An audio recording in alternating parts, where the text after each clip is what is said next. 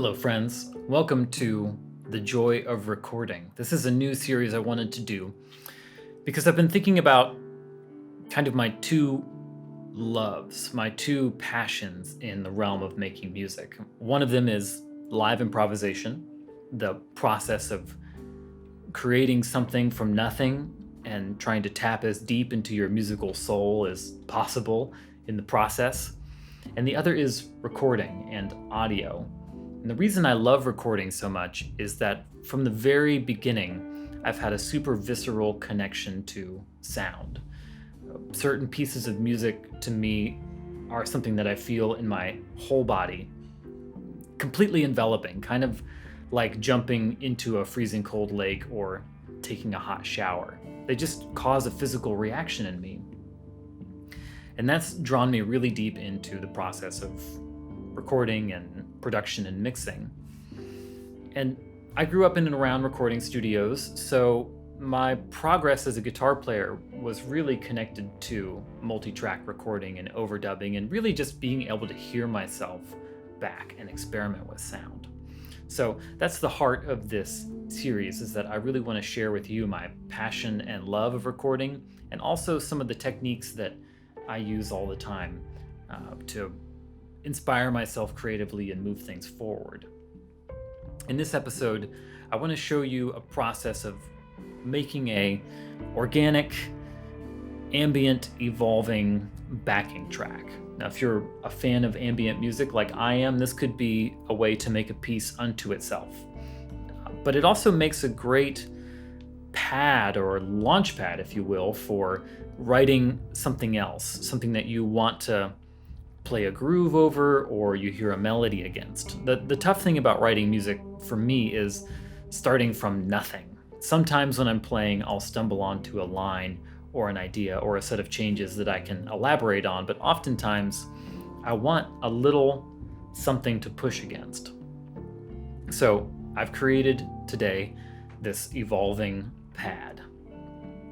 The way I did it is I captured a small loop in my Chase Bliss Mood pedal, which is kind of a micro looping pedal. And I'm using that as the source material, the little nugget of audio that I'm going to transform and create.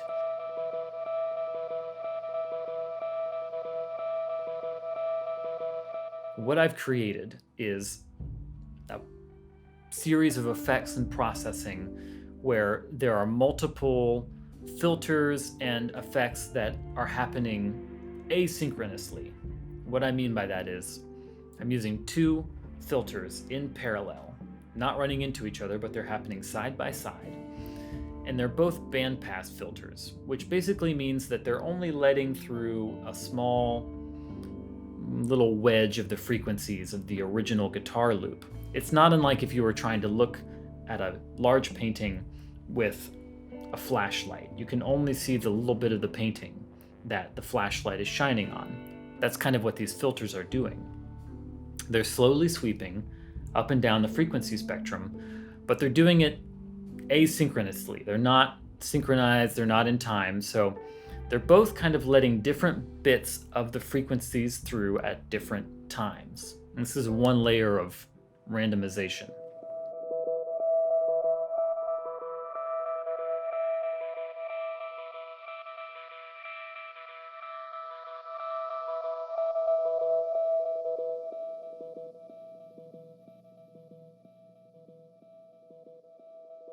The next thing is that they are both going through delay effects, and one of them is also going through an octave down effect. So we're adding another frequency range or sort of another bit to our sonic orchestra, if you will.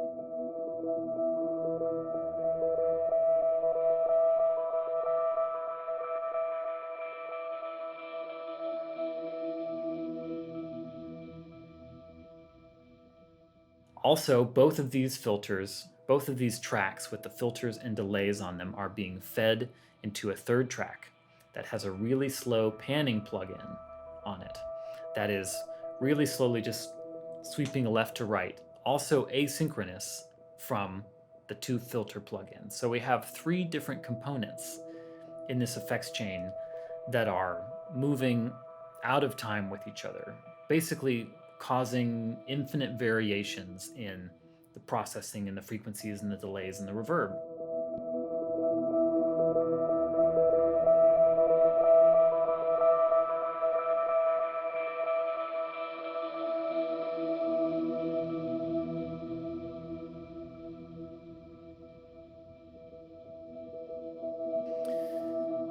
That seems like a lot, but it's actually a fairly simple process to put something like that together, but you get beautifully textured and complex results.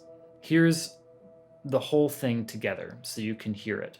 And in the coming weeks, I'll be showing you how I build a track on top of something like this, using it as a jumping off point for composition.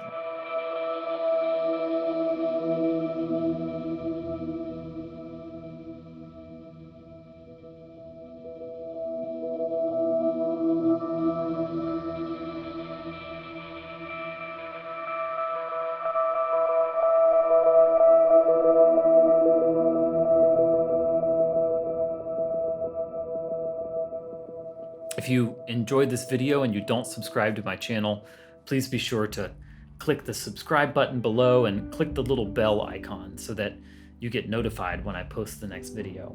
And if you're not on my email list, you should join, because every week I send out an email with each video that delves a little deeper into the topic I'm talking about and also provides reference materials and links to videos and interviews and things that relate to what I'm getting to. So if you want to have a deeper experience with the joy of recording, you should go to my website, www.danphelps.com, and subscribe to my email list. I'll see you next week. Be well.